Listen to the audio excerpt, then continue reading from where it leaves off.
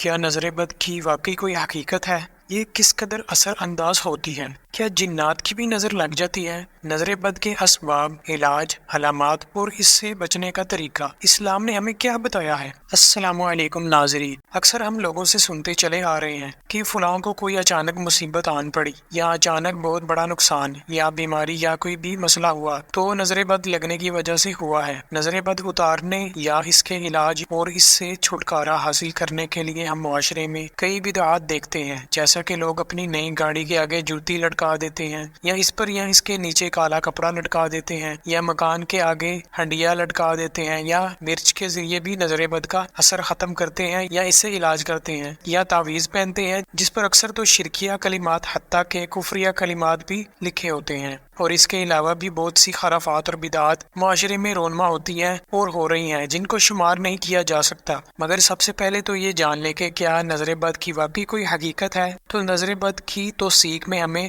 احادیث نبوی صلی اللہ علیہ وسلم مل جاتی ہیں، جیسا کہ نبی کریم صلی اللہ علیہ وسلم نے فرمایا العین حق، کہ نظر حقیقت ہے، اور فرمایا کہ اگر کوئی چیز قسمت پر سبقت یعنی برتری لے جاتی تو وہ نظر ہوتی۔ مذکورہ حدیث سے یہ بھی معلوم ہوا کہ نظر بد بھی اللہ کے حکم کے بغیر اثر نہیں کرتی، ورنہ یہ قسمت پر سبقت یعنی برتری لے جاتی۔ اور اگر اس کا دوسرا پہلو دیکھا جائے تو اہل علم اور معالجین نظر بد کو جادو اور جنات کے اثر سے زیادہ خطرناک سمجھتے ہیں، کیونکہ جادو کے بارے میں شاید ایسی کوئی قرآن و سنت سے روایت نہیں ملتی جس میں اس کے نقصان کا تقدیر سے موازنہ یعنی مقابلہ بتایا گیا ہو۔ نظر بد کے متعلق ہمیں قرآن مجید کی سورہ یوسف میں یعقوب علیہ السلام کا اپنے بیٹوں کو حکم بھی پڑھنے کو مل جاتا ہے، جیسا کہ یعقوب علیہ السلام نے اپنے بیٹوں سے کہا ہے میرے بچوں، تم سب ایک دروازے سے نہ جانا بلکہ کئی جدا جدا دروازوں میں سے داخل ہونا، میں اللہ کی طرف سے آنے والی کسی چیز کو تم سے ٹال نہیں سکتا، حکم صرف اللہ ہی کا چلتا ہے، میرا کامل بھروسہ اسی پر ہے اور ہر ایک بھروسہ کرنے والے کو اسی پر بھروسہ کرنا چاہیے۔ جب وہ انہی راستوں میں سے جن کا حکم ان کے والد نے انہیں دیا تھا گئے، کچھ نہ تھا کہ اللہ نے جو بات مقرر کر دیا وہ اس سے انہیں ذرا بھی بچا لے، مگر یعقوب علیہ السلام کے دل میں ایک خیال پیدا ہوا جسے اس نے پورا کر لیا۔ بلا شبہ وہ ہمارے سکھلائے ہوئے علم کا عالم تھا، لیکن اکثر لوگ نہیں جانتے۔ ان آیات کے بارے میں مفسرین قرآن جن میں امام ابن کثیر رحمہ اللہ بھی ہیں نے یہی کہا ہے کہ یعقوب علیہ السلام نے اپنے بیٹوں جن کی تعداد 11 تھی اور وہ بہت جوان اور خوبصورت اور طاقتور دکھائی دینے والے تھے کو اس لیے شہر کے الگ الگ اور مختلف دروازوں سے داخل ہونے کا حکم دیا، کیونکہ وہ جانتے تھے کہ نظر برحق ہے اور کہیں ان کے جوان لڑکوں کو نظر بد نہ لگ جائے۔ اگر ان کے تمام بیٹے شہر کے ایک ہی دروازے سے داخل ہوئے تو اسی لیے یعقوب علیہ السلام نے فرمایا میں تم سے اللہ کی طرف سے آنے والی کوئی چیز یعنی نظر بد لگنا ہٹا نہ سکوں گا۔ اسی طرح سورہ القلم میں بھی فرمان ہے اور وہ لوگ جنہوں نے کفر کیا یقیناً قریب ہیں کہ تجھے اپنی نظروں سے یعنی کور کور کر ضرور ہی پھسلا دیں۔ جب وہ ذکر کو سنتے ہیں اور کہتے ہیں کہ یقیناً یہ تو دیوانہ ہے۔ اس آیت کی تفسیر میں بھی مفسرین نے یہی بتایا ہے کہ کافر نبی علیہ الصلوۃ والسلام کو اپنی نظر بد کے ذریعے پھسلانا چاہتے تھے اور ان کفار کو اپنی یا اپنے لوگوں کی نظر بد لگ جانے کا علم تھا۔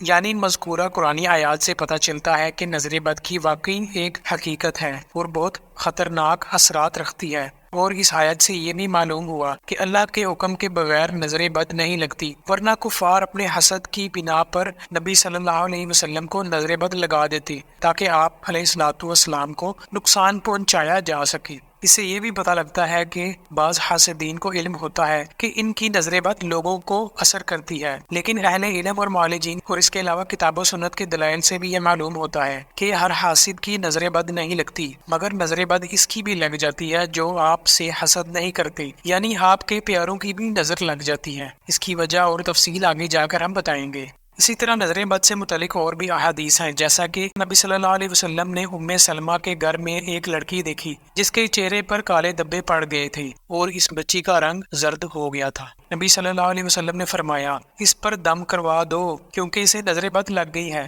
اسی طرح ایک مرتبہ رسول اللہ صلی اللہ علیہ وسلم نے سیدہ اسماء بنت عمیس رضی اللہ عنہ سے فرمایا کیا سبب ہے میں اپنے بھائیوں کے بچوں کو یعنی جعفر بن ابی طالب رضی اللہ عنہ کے لڑکوں کو دبلا پاتا ہوں یعنی کمزور پاتا ہوں، کیا وہ بھوکے رہتے ہیں؟ اسماء رضی اللہ عنہ نے کہا نہیں، ان کو نظر جلدی لگ جاتی ہے۔ نبی صلی اللہ علیہ وسلم نے کہا کوئی دم کرو۔ میں نے ایک دم نبی صلی اللہ علیہ وسلم کے سامنے پیش کیا۔ نبی علیہ السلام نے فرمایا کہ کرو۔ اسی طرح نبی صلی اللہ علیہ وسلم نے زہر یا سام کے ڈسنے یا بچھو کے ڈنک مارنے کے لیے، اور نملہ جو ایک بیماری ہے جس میں پسلی میں پھوڑے نکل آتے ہیں، اس سے نجات کے لیے اور نظر بد سے چھٹکارے کے لیے دم اور جھاڑ پھونک کی اجازت دی۔ نبی صلی اللہ علیہ وسلم سیدہ عائشہ کو نظر بد کی صورت میں دم کرنے کا حکم فرمایا کرتے تھے۔ اسی طرح سیدہ عائشہ رضی اللہ عنہ کہتی ہیں کہ نبی صلی اللہ علیہ وسلم گھر میں داخل ہوئے اور بچے کے رونے کی آواز سنی اور پوچھا، اس بچے کو کیا ہوا؟ یہ کیوں رو رہا ہے؟ تم نے اسے نظر کا دم کیوں نہیں کروایا؟ یہ والی روایت سندن ضعیف ہے۔ البتہ مذکورہ روایات سے معلوم ہوتا ہے کہ بچوں کا بے وجہ رونا، ان کے چہروں پر دبے پڑ جانا اور بچوں کا رنگ زرد یعنی کہ پیلا پڑ جانا، ان کے جسم کا دبلا پتلا اور کمزور اور ان کے بیمار ہو جانے کی ایک وجہ جنات یا انسانوں کی نظر بد کی وجہ بھی ہوتا ہے۔ لیکن ضروری نہیں کہ جب بچہ کمزور رہتا ہو، بیمار رہتا ہو، روتا رہتا ہو یا ان کے چہروں پر داغ دبے بن جائیں، یہ سب نظر بد کی وجہ سے ہو۔ اس کی وجہ مضر صحت یا کم غذائیت والی خوراک، عادات، صفائی ستھرائی کا خیال نہ رکھنا یا والدین یا پرورش کرنے والوں کی عدم توجہ بھی ہو سکتی ہے، یا کوئی اور طبی یعنی میڈیکلی وجہ بھی ہو سکتی ہے۔ اہل علم اور معالجین اور اس کے علاوہ کتاب و سنت کے دلائل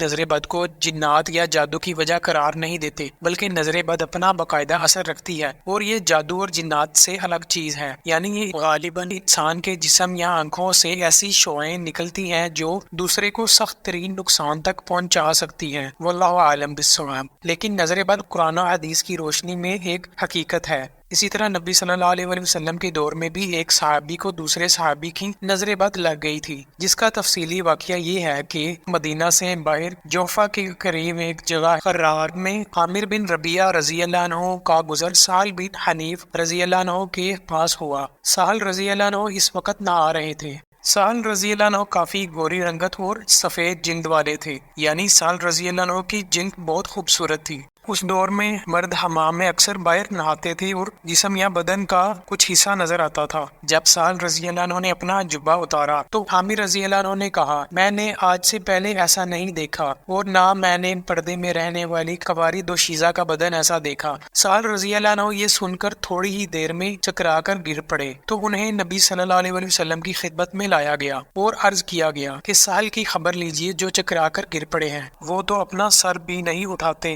نبی علیہ السلام نے پوچھا، تم لوگوں کا گمان کس پر ہے؟ یعنی جب سہل رضی اللہ عنہ کے ساتھ یہ معاملہ پیش آیا تو اس وقت ان کے ساتھ کون تھی؟ لوگوں نے عرض کیا، عامر رضی اللہ عنہ پر ہمارا گمان ہے۔ تو عامر رضی اللہ عنہ کو نبی صلی اللہ علیہ وسلم نے بلوایا اور پوچھا کہ کس بات پر تم میں سے کوئی اپنے کسی بھائی کو قتل کرتا ہے؟ یاد رکھو کہ اگر تم میں سے کوئی اپنے بھائی میں کچھ ایسا دیکھے جو اسے پسند آئے تو دیکھنے والا اپنے اس بھائی کے لیے برکت کی دعا کرے، بے شک نظر بر حق ہے۔ پھر نبی صلی اللہ علیہ وسلم نے پانی منگوایا اور عامر رضی اللہ عنہ کو حکم دیا کہ وہ وضو کریں۔ تو عامر رضی اللہ عنہ نے اپنا چہرہ، اپنے دونوں ہاتھ اور اپنے بازو کونیوں تک اور اپنے دونوں گھٹنے اور تہبند کے اندر کا حصہ بھی دھویا، یعنی کہ عامر رضی اللہ عنہ نے وضو اور غسل کیا، اور آپ صلی اللہ علیہ وسلم نے انہیں سہل رضی اللہ عنہ پر وہی وضو اور غسل کا بچا ہوا یہ پانی ڈالنے کا حکم دیا۔ اور جب عامر رضی اللہ عنہ کے وضو اور غسل سے سہل رضی اللہ عنہ کو نہلایا گیا تو اس کے بعد سہل رضی اللہ عنہ اس طرح ٹھیک ہو کر چلنے لگ پڑے کہ جیسے انہیں یہ بیماری یا نظر بد لگی ہی نہیں تھی۔ سفیان کہتے ہیں کہ معمر کی روایت میں جو انہوں نے ظاہری سے روایت کی ہے اس طرح ہے کہ نبی صلی اللہ علیہ وسلم نے انہیں حکم دیا کہ وہ برتن کو ان کے پیچھے سے ان پر انڈیلیں۔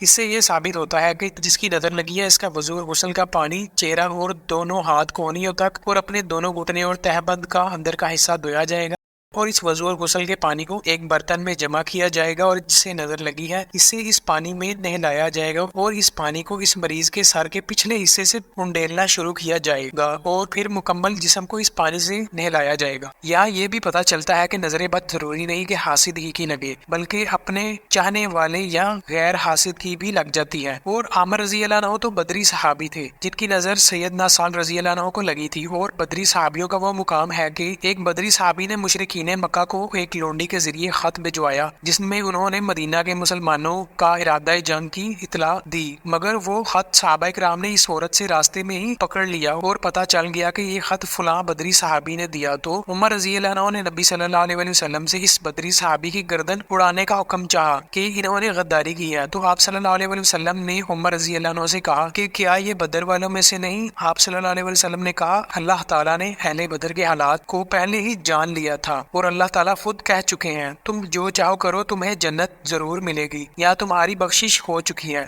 اسی طرح جب کوئی کسی سے وضو یا غسل کا پانی مانگے تو دوسرے کو چاہیے کہ وہ اپنے مسلمان بھائی کو پانی دے دے اور برا محسوس نہ کرے اور شرم محسوس نہ کرے یا اس سے جھگڑا نہ کرے کہ میری نظر کیوں لگے گی تمہیں، یا تمہارے اندر کیا خاص بات ہے جو میری نظر تمہیں لگے گی، یا میں کوئی حاسد ہوں جو تمہیں اپنی نظر لگاؤں گا۔ جیسا کہ نبی صلی اللہ علیہ وسلم نے فرمایا کہ نظر حق ہے، اگر کوئی ایسی چیز ہوتی جو تقدیر پر سبقت لے جاتی تو وہ نظر ہے، اور جب لوگ تم سے غسل کروائے تو تم غسل کر لو۔ اگر کسی کو نہیں معلوم کہ اسے نظر کس کی لگی تھی کہ وہ اس کا وضو اور غسل کا پانی لے سکے تو وہ کسی بھی نیک شخص جو نمازی، طہارت اور پاک صاف رہنے والا شخص ہو اس کے وضو اور غسل کا پانی لے سکتا ہے۔ اچھی بات یہی ہے کہ وہ اپنے گھر میں سے کسی کا پانی لے۔ اسی طرح مرد کے وضو اور غسل کا پانی لے اور عورتوں کے وضو اور غسل کا پانی لے، یا جو آپ کے رشتے میں محرم ہیں ان کے وضو اور غسل کا پانی لیا جا سکتا ہے۔ علماء اور مجربین یہی کہتے ہیں، واللہ عالم۔ اہل علم اور معالجین کے نزدیک نظر کسی کی بھی لگ سکتی ہے،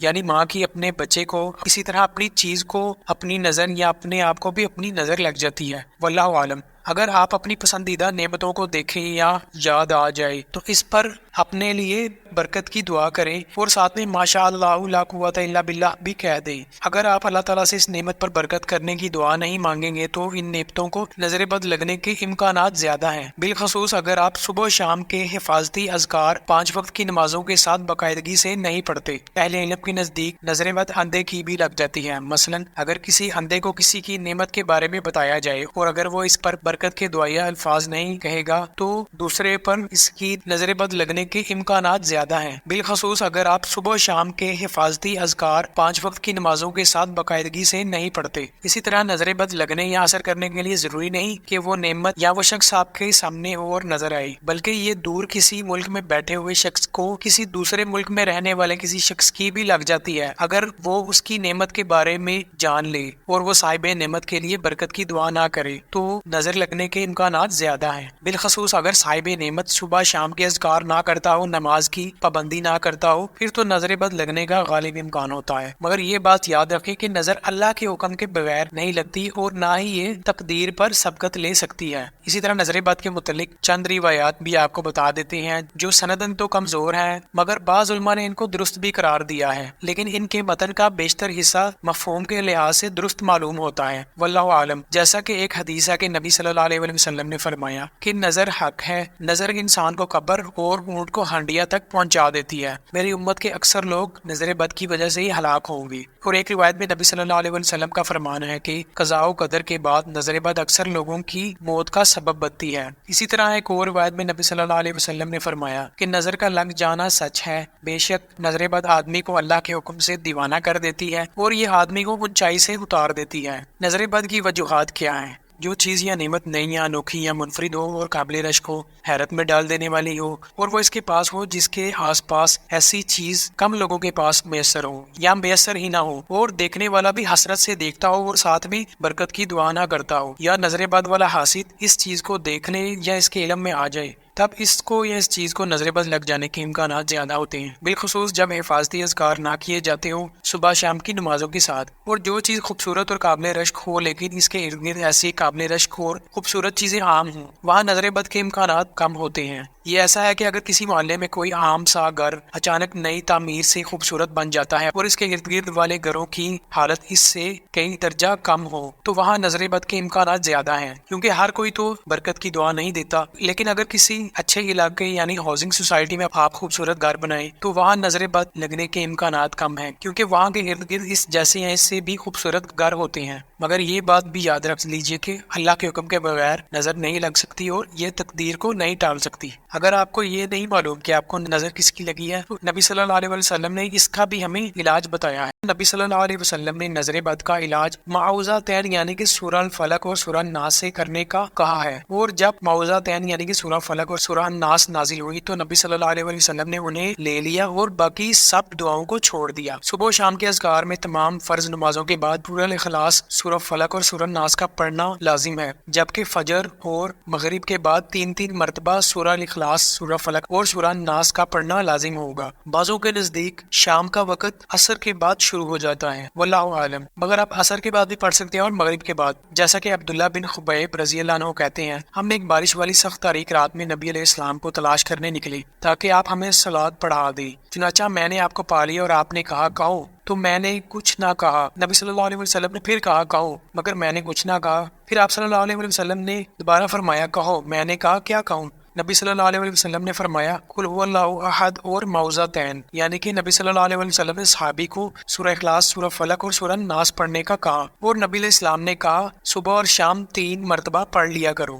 یہ تمہیں ہر شر سے بچائیں گی اور محفوظ رکھیں گی۔ یہ بات یاد رکھیے کہ محض نمازی اور پرہیزگار ہونا لازم نہیں، بلکہ مسنون حفاظتی اذکار بھی لازم ہو، تب ہی آپ نظر بد، جادو اور آسیب کے بچنے میں کامیاب ہوں گے، کیونکہ نبی علیہ السلام جتنی پرہیزگار اور متقی ہستی کائنات میں کوئی نہیں آئی اور نہ ہی آئے گی، لیکن اس کے باوجود نبی علیہ السلام پر جادو ہوا، اور روایات اور تفاسیر میں ہمیں اس بات کا اشارہ ملتا ہے کہ پھر نبی علیہ السلام نے سورہ فلق اور ناس سے اس جادو کا علاج کیا، یعنی کہ آپ علیہ السلام نے حفاظتی اذکار پڑھے تب ہی جادو ختم ہوا۔ اسی طرح جبریل علیہ السلام بھی نبی صلی اللہ علیہ وسلم کو نظر سے بچاؤ کے لیے دعا کیا کرتے تھے۔ صحابی کہتے ہیں کہ نبی صلی اللہ علیہ وسلم کے پاس جبریل آئے تو نبی علیہ السلام کو بخار تھا، تو انہوں نے کہا بسم اللہ ارقیکا من کل شیء یؤذیکا من حسد حاسد ومن کل عین اللہ یشفیکا، یا یہ بھی پڑھتے ہیں بسم اللہ یبریکا ومن کل داء یشفیکا ومن شر حاسد اذا حسد وشر کل ذی عین، یا یہ بھی پڑھ سکتے ہیں بسم اللہ ارقیکا من کل شیء یؤذیکا من شر کل نفس او عین حاسد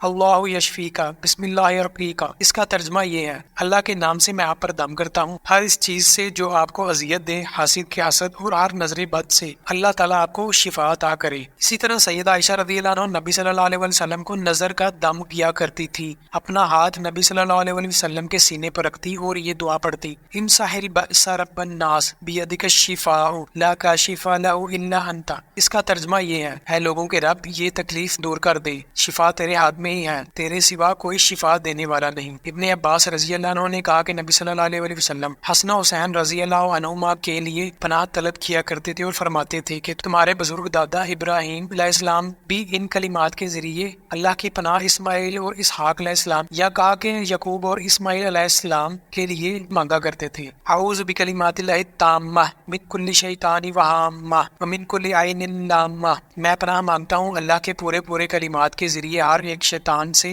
اور ہر زہریلے جانور سے اور ہر نقصان پہنچانے والی نظر بد سے۔ مذکورہ احادیث سے پتہ چلتا ہے کہ نظر بد کا علاج رقیہ یعنی دم میں ہے جس میں شرک نہ ہو، مگر بہترین چیز سورہ اخلاص اور سورہ فلق اور سورہ الناس ہی ہے، اور جب معوذتین یعنی کہ سورہ فلق اور سورہ الناس نازل ہوئی تو نبی صلی اللہ علیہ وسلم نے انہیں لے لیا اور باقی سب دعاؤں کو چھوڑ دیا۔ اس کے علاوہ ان دعاؤں کو بھی بطور رقیہ یعنی بطور دم ہم علاج کے لیے پڑھ سکتے ہیں۔ اسی طرح ایک اور روایت ہے جو کہ ضعیف ہے، جس میں سیدہ سال رضی اللہ عنہ کو جب نظر لگی تو وہ پانی میں گر پڑے تو نبی علیہ السلام نے ان کے سینے پر 3 مرتبہ تھپکی ماری اور یہ دعا پڑھی اللہم اذھب عنہ حرھا وبردھا ووصبھا۔ ویسے یہ عمل آپ اس دعا کے ساتھ کر سکتے ہیں چونکہ اس دعا میں شرک نہیں ہے۔ اسی طرح اہل علم اور معالجین کے نزدیک جو لوگ اپنے گھر والوں کے ساتھ اکٹھے کھانا کھاتے ہیں اور جب بچہ والدین یا اپنے بہن بھائی کا یا کسی گھر والے کا چھوڑا ہوا کھا پی لیتا ہے تو اس سے بھی نظر بد ختم ہو جانے کے زیادہ امکان ہوتے ہیں، جیسا کہ ایک صحابی نے نبی صلی اللہ علیہ وسلم کو کہا ہم کھانا تو کھاتے ہیں لیکن سیر نہیں ہوتے۔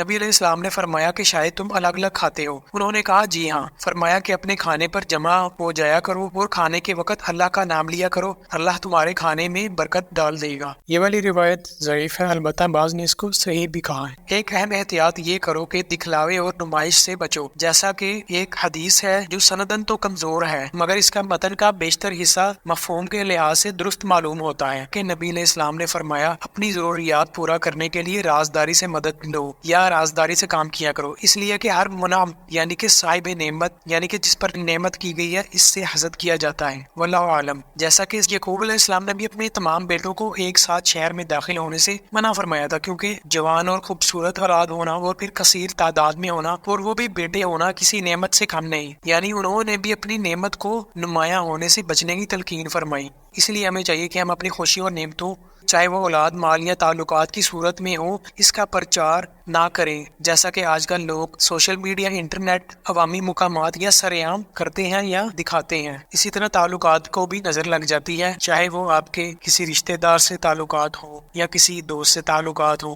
یا اپنی بیوی بچوں کے ساتھ یا دیگر۔ اور اس کا حل یہی ہے کہ دکھاوے سے بچا جائے اور اپنی خوشیوں اور انعامات کو راز میں رکھا جائے، اور صبح شام کے حفاظتی اذکار، نمازوں کی پابندی کے ساتھ لازمی کیے جائیں۔ نظر بد سے بچنے کے لیے دیگر احتیاطی تدابیر: اگر آپ چاہتے ہیں کہ آپ کی نظر کسی شخص یا اس کی نعمت یعنی مال، مویشی، اولاد، صحت، علم یا تعلقات کو نہ لگے، تو اس پر یا اس کی نعمت پر اللہ سے اس کے لیے برکت کی دعا کریں، یعنی کہ اللہم بارک علیہ، یعنی اللہ اس پر برکت فرمائے، یا پھر بارک اللہ لکا، آپ پر اللہ کی برکت ہو، یا پھر اپنی زبان میں برکت کی دعا دے سکتے ہیں۔ اگر آپ اپنی نعمت کو اپنی نظر لگنے سے بچانا چاہتے ہیں، یا جب بھی آپ کو اپنی نعمت نظر آئے یا یاد آئے، تو اس پر برکت کی دعا اپنے لیے لازمی کریں، اور اس پر ماشاء اللہ لا قوت الا باللہ بھی پڑھ لیں، جیسا کہ سورہ الکاف میں آتا ہے، اور جب تو اپنے باغ میں داخل ہوا تو نے یہ کیوں نہیں کہا ماشاء اللہ لا قوت الا باللہ، جو اللہ نے چاہا کچھ قوت نہیں مگر اللہ کی مدد سے۔ اگر تو مجھے دیکھتا ہے کہ میں مال اور اولاد میں تجھ سے کم تر ہوں، تو قریب ہے کہ میرا رب مجھے تیرے باغ سے بہتر عطا کر دے اور اس پر آسمان سے کوئی عذاب بھیج دے تو وہ چٹیل میدان ہو جائے یا اس کا پانی گہرا ہو جائے، پھر تو اسے کبھی تلاش نہیں کر سکے گا۔ ماشاء اللہ کہنا بہتر اور درست ہے، یا پھر برکت کی دعا کرنا۔ اگر کسی اور کی نعمت نظر آ جائے یا علم میں آ جائے تو اس کی نعمت پر برکت کی دعا کرنا زیادہ بہتر ہے، اور یہی عمل لازمی کریں، جیسا کہ نبی علیہ السلام نے سیدنا عامر رضی اللہ عنہ کو کہا کہ تم نے برکت کی دعا کیوں نہیں کہی جب سیدنا عامر رضی اللہ عنہ کو سال رضی اللہ عنہ کی نظر لگی تھی، جبکہ اپنی نعمت، مال، اولاد، صحت وغیرہ پر برکت کی دعا لازمی پڑھے، اور ماشاء اللہ لا قوت الا باللہ بھی پڑھ لینا چاہیے۔ جو سب سے لازمی اور بہتر بات معلوم ہوتی ہے وہ برکت کی دعا کہنا ہی بہتر ہے، اور یہ بھی بات یاد رکھیں کہ دعائے برکت کسی کے لیے تب کرے جب کسی کا اچھا کام دیکھو، یعنی وہ کام جو کر رہا ہے وہ جائز ہو، کوئی حرام کام نہ ہو۔ مثلا کوئی آپ کا دوست محفل موسیقی سجا رہا ہے تو اس پر آپ برکت کی دعا نہیں کہو گے، البتہ وہ شخص جیسا بھی ہو اس کے اپنے لیے برکت کی دعا کرنا اور اس کی دیگر نعمتوں پر برکت کی دعا کرنا جائز ہے۔ کیا جنات کی بھی نظر لگ جاتی ہے؟ جی ہاں، جنات کی بھی نظر لگ جاتی ہے۔ ایک روایت ہے جس میں سیدنا ابو سعید رضی اللہ عنہ کہتے ہیں کہ نبی صلی اللہ علیہ وسلم جنات کی اور انسانوں کی بھی نظر بد سے پناہ مانگا کرتے تھے۔ اس روایت کے تمام راوی سکھا ہیں، البتہ ایک راوی جریری نے یہ روایت تب سنائی تھی جب اس کی یادداشت کمزور ہو گئی، لیکن اس کو علماء نے ضعیف ہونے کے باوجود شواہد کی بنا پر صحیح کہا ہے، کیونکہ انسانوں کی نظر لگ سکتی ہے تو جنات کی کیوں نہیں لگ سکتی؟ جب جنات بھی کھاتے پیتے ہیں اور آل اولاد والے ہوتے ہیں، مسلم اور غیر مسلم ہوتے ہیں، خیر اور شر والے ہوتے ہیں، اور انسانوں کو شر بھی پہنچا سکتے ہیں، اور انسانوں کو وہاں سے دیکھتے ہیں جہاں سے انسان بھی ان کو نہیں دیکھ سکتے، تو ان کی نظر لگنا کوئی بڑی بات نہیں۔ نظر اچانک لگتی ہے۔ قرآن و سنت سے علاج کرنے والے معالجین کی طرف سے ہمیں یہی جاننے کو ملتا ہے کہ نظر بد اچانک لگتی ہے، جبکہ جادو یا حسیب کے اثرات آہستہ آہستہ ظاہر ہوتے ہیں۔ جیسا کہ جو ہی کسی کو کسی نے محفل میں دیکھا کہ کتنا اچھا اور منفرد لگ رہا ہے یا خوبصورت لگ رہا ہے، اور جو ہی وہ شخص گھر آیا، آتے ہی کہہ کرنے لگ پڑا یا بیمار ہو گیا یا سر میں شدید درد ہونے لگ پڑا، تو ہم فوراً سمجھتے ہیں کہ اس نے غلط شے کھا لیا یا فوڈ پوائزننگ سے ہوا ہے۔ یہ بھی ممکن ہے، لیکن اچانک ہونے والی چیز اکثر نظر بد کی وجہ سے ہوتی ہے۔ لہٰذا آپ کو اگر گمان ہے کہ کس کی نظر لگی ہے، اس کا وضو اور غسل کا پانی لے لیں، یا اگر نہیں معلوم تو سورہ اخلاص، فلق اور سورہ ناس سے دم کر کے نظر بد کا علاج کریں، اور ساتھ میں معالج اور ڈاکٹر کو لازمی دکھائیں، کیونکہ ضروری نہیں کہ اچانک طبیعت خراب ہو جانا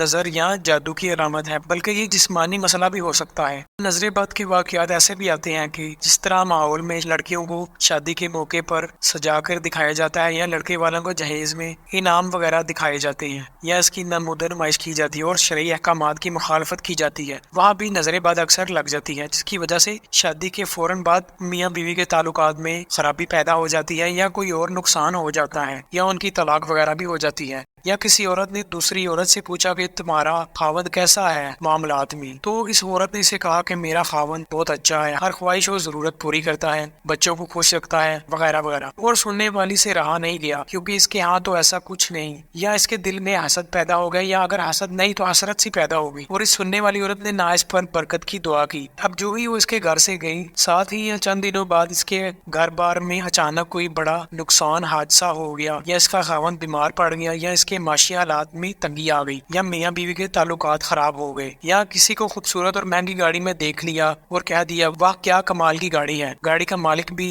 بہت خوبصورت لگ رہا ہے، اس کا لباس بھی گاڑی سے سج رہا ہے، مگر گاڑی والا جیسے ہی کچھ آگے گیا تو گاڑی حادثے میں تباہ ہو گئی، کیونکہ اس دیکھنے والے نے برکت کی دعا ہی نہیں دی۔ یا پھر یہ بھی ہوتا ہے کہ کسی بھوکے شخص نے آپ کے کھانے کو ایسے حسد بری نگاہوں سے دیکھا لیکن کھایا نہیں ہے، اور جو ہی کھانے والے کے لیے پیش کرنے لگا تو کھانے والے کا برتن گر گیا، یا کھانے والے کو وہ کھانا چھوٹ ہی نہیں کیا، یا اسے یہ کھانا ہضم ہی نہیں ہوا۔ بہتر ہوتا وہ دیکھنے والا اس کھانے پر برکت کی دعا کر دیتا۔ ویسے ضروری نہیں کہ کھانا گر جائے یا معدہ ہضم نہ کرے تو نظر بد ہی ہو سکتی ہے، یہ ہماری کوتاہی یا کوئی اور وجہ بھی ہو سکتی ہے، اور معدے کی بیماری بھی ہو سکتی ہے، اور جیسا کہ یہ معاملات آج کل عام ہیں۔ اسی لیے تو قرآن و حدیث کے احکامات ہمیں دکھلاوے سے بچنے کا حکم فرماتے ہیں، اور یہی ہمیں مفہوم ملتا ہے کہ اپنی ضروریات کو رازداری سے پورا کرو۔ معالجین کے نزدیک کئی لوگوں کو نظر بد، جادو، جنات، تینوں مسائل بھی ہوتے ہیں ایک ہی وقت میں، اور اس کے ساتھ ساتھ جسمانی بیماری بھی ہو جاتی ہے۔ ایسے شخص کو معالجین کم از کم 3 مرتبہ وضو اور غسل کے پانی سے نہانا علاج بتاتے ہیں، اور ساتھ میں صبح و شام کے حفاظتی اذکار اور 5 وقت کی نماز پابندی سے ادا کرنے کا کہتے ہیں، کیونکہ یہ تو کہیں نہیں لکھا کہ جادو، حسیب، جنات اور نظر بد ایک ہی وقت میں نہیں ہو سکتے، بلکہ اگر کسی کو نظر لگ جاتی ہے تو وہ مزید کمزور ہو جاتا ہے، اور کمزور شخص پر جنات اور جادو آسانی سے قابو پا لیتے ہیں، جبکہ وضو اور غسل کے پانی سے نہانا نظر بد کے علاوہ جنات اور جادو کا بھی بہترین علاج ہے معالجین اور اہل علم کے نزدیک۔ اسی طرح نظر بد کا ایک یہ بھی علاج ہے کہ سورہ اخلاص، فلق اور ناس کے علاوہ سورہ القلم کی آیت نمبر 51 کو بھی پڑھ کر دم کر لیا جائے۔ اسی طرح یہ دعا لوگ آئینہ دیکھنے کے لیے پڑھتے ہیں، مگر وہ روایت جس میں یہ دعا آئینہ دیکھنے کے لیے ہے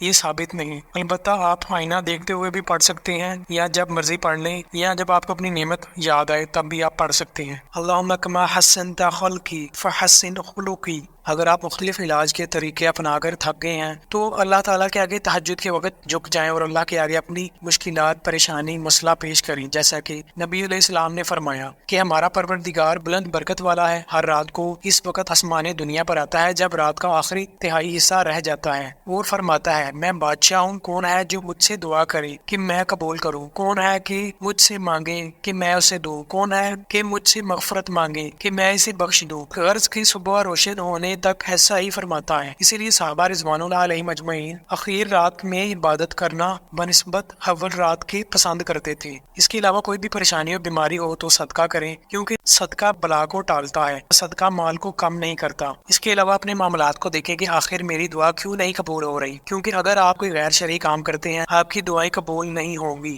جیسا کہ حدیث میں بھی ان کی تائید مل جاتی ہے۔ بہت سے لوگ کہتے ہیں کہ اگر نظر بد لگتی تو خوبصورت اداکار اور شوبز کے لوگوں کو زیادہ لگتی، کیونکہ وہ ہر وقت نظروں میں رہتے ہیں۔ تو ان کے لیے عرض ہے کہ کیا آپ کو پتا ہے کہ اس شعبے سے منسلک کتنے لوگ کن بیماریوں کا شکار ہوئے، یا کتنے لوگ اس شعبے میں اچانک مشہور ہوئے اور اچانک ناکام ہو گئے؟ کم ہی ہوتے ہیں جو نظر بد سے بچتے ہیں۔ یہ ایسا ہی ہے جیسا کہ تیز رفتار اور بے ڈھنگ کی گاڑی چلانے والے اکثر مرتے ہیں، کچھ ہی ہوتے ہیں جو خوش قسمت ہوتے ہیں اور بچ جاتے ہیں۔ اب کیا جو خوش قسمت ڈرائیور کو مثال بنائیں کہ جیسی مرضی گاڑی چلاؤ، یا پھر اس اکثریت عوام سے سبق سیکھیں جو تیز رفتاری اور غلط ڈرائیونگ کی وجہ سے معذور ہو گئے یا جان سے ہاتھ دھو بیٹھے۔ اہم وضاحت: اگر کسی کو کوئی پریشانی آ جائے یا بیمار ہو جائے تو ضروری نہیں کہ اسے نظر بد لگی ہے، اسے سب سے پہلے احتیاط کے طور پر اذکار کر لینے چاہیے اور وضو اور غسل کا پانی دینا چاہیے، اور ڈاکٹر اور معالج کے پاس لازمی جانا چاہیے۔ یا اگر کسی کو کسی کام میں نقصان ہو گیا ہے تو ہو سکتا ہے اس میں کوئی خیر ہو اللہ کی طرف سے، یا پھر جو آپ کا مسئلہ ہوا ہے وہ آپ کے کسی غلط عمل یا غلط فیصلے کا نتیجہ ہو، لہٰذا اسے چاہیے اپنے غلط ہوئے کام کی نظر ثانی کرے کہ اس سے کیا غلطیاں ہوئی جس کا خمیازہ اسے بھگتنا پڑ रहा है। बाज लोग आपस में एहतियात के तौर पर अपने ही घर वालों को यानी नजर बद लगने से पहले ही वुजू और गुस्ल का पानी देने लग जाते हैं, जिसे कई उलमा ने मना फरमाया है। यानी अभी नजर लगी नहीं और एहतियात के तौर पर एक दूसरे को वुजू और गुस्ल का पानी दिया। और उलमा कहते हैं कि इतनी भी बदगुमानी नहीं होनी चाहिए। अगर आपको एक दूसरे की नजर लग जाने का डर या वहम है या बदगुमानी है तो सुबह शाम के हिफाजती अज़कार करें नमाजों की पाबंदी के साथ और एक दूसरे को बरकत की दुआ दे। ये गुस्ल का पानी देना तो तब दुरुस्त है जब किसी को मालूम हो कि किसकी नजर लगी है या फिर नजर लग जाने के बाद की बात है। तो नाज़रीन, नजर बद के मुतालिक हमारी ये वीडियो कैसी लगी कमेंट सेक्शन में अपनी राय का इजहार कीजिएगा। तो वीडियो को लाइक कीजिएगा और चैनल को सब्सक्राइब कीजिएगा। अस्सलामु अलैकुम।